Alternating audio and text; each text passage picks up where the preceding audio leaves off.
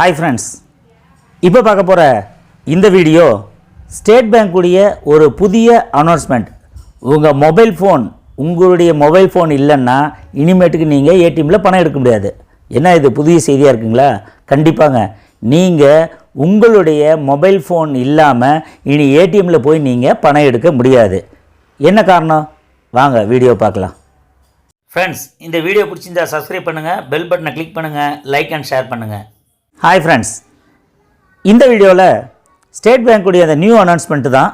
என்ன அந்த புதிய அனௌன்ஸ்மெண்ட்டு அப்படின்னா, நீங்கள் ஏடிஎம் பணம் எடுக்க இனி ஏடிஎம் போகணுன்னா கண்டிப்பாக உங்கள்கிட்ட உங்கள் மொபைல் இருக்கணும். என்ன இது புதிய செய்தி அப்படின்னா, நீங்கள் ஏடிஎம்மில் இன்றைக்கிமேட்டுக்கு மொபைல் இல்லாமல் பணம் எடுக்க முடியாது. என்ன காரணம் தெரியுங்களா? இது ஒரு பாதுகாப்பு கருதி இந்த செயல்பாடை ஸ்டேட் பேங்க் ஆஃப் இந்தியா செஞ்சுருக்காங்க. காரணம், 10,000 ரூபாய்க்கு மேலே நீங்கள் பணம் எடுத்தீங்கன்னா உங்களுக்கு ஒரு ஓடிபி வரும், ஒன் டைம் பாஸ்வேர்டு. இந்த ஓடிபி நீங்கள் ஸ்டேட் பேங்க்கில் ரிஜிஸ்டர் பண்ணியிருக்கிற மொபைலுக்கு தான் வரும். அப்போது மொபைல் நீங்கள் கையில் இல்லைன்னா அந்த ஓடிபியை பார்த்து தான் நீங்கள் ஏடிஎம் மிஷினில் நீங்கள் அந்த ஓடிபியை என்ட்ரு பண்ணால் மட்டும்தான் பணம் வித்ட்ரா பண்ண முடியும். அப்போது கண்டிப்பாக நீங்கள் ரிஜிஸ்டர் செய்த மொபைல் உங்கள் கையில் இருக்கணும், மொபைல் நம்பரோடு இருக்கணும்.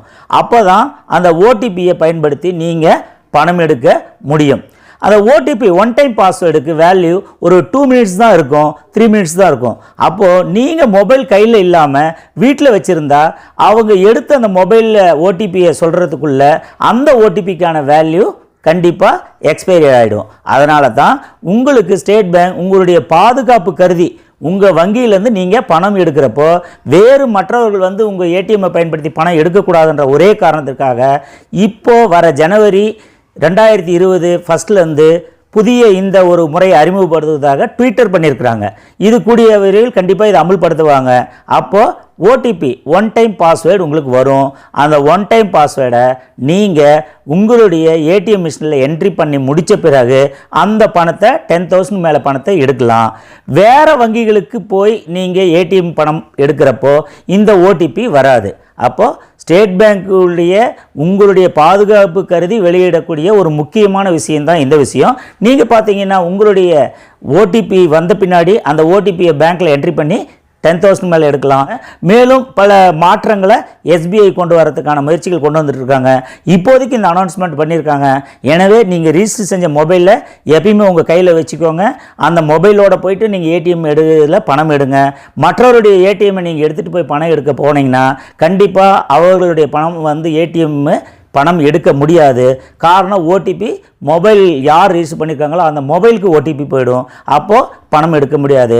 அதனால் பல தவறுகளை தவிர்ப்பதற்கு ஸ்டேட் பேங்க் மிக சூப்பரான ஒரு மெத்தடை இப்போ அறிமுகப்படுத்தியிருக்கிறாங்க. அதில் இந்த ஒரு முறை வர ஜனவரி 20லேருந்து அறிமுகமாகுது. எனவே எப்போ நீங்கள் ஏடிஎம் போனாலும் நீங்கள் ஸ்டேட் பேங்க்கில் ரிஜிஸ்டர் பண்ண மொபைல் ஃபோனை கையில் வைத்து கொண்டு நீங்கள் ஏடிஎம்மில் பணம் எடுக்கிறது உங்களுக்கு ரொம்ப யூஸ்ஃபுல்லாக இருக்கும். இந்த வீடியோ ரொம்ப யூஸ்ஃபுல்லாக இருக்கும்னு நான் நினைக்கிறேன்.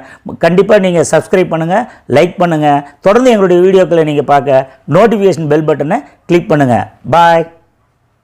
கீழே இருக்கும் வீடியோக்களை நேரடியாக கிளிக் செய்து இந்த வீடியோக்களை பார்க்கலாம். நன்றி.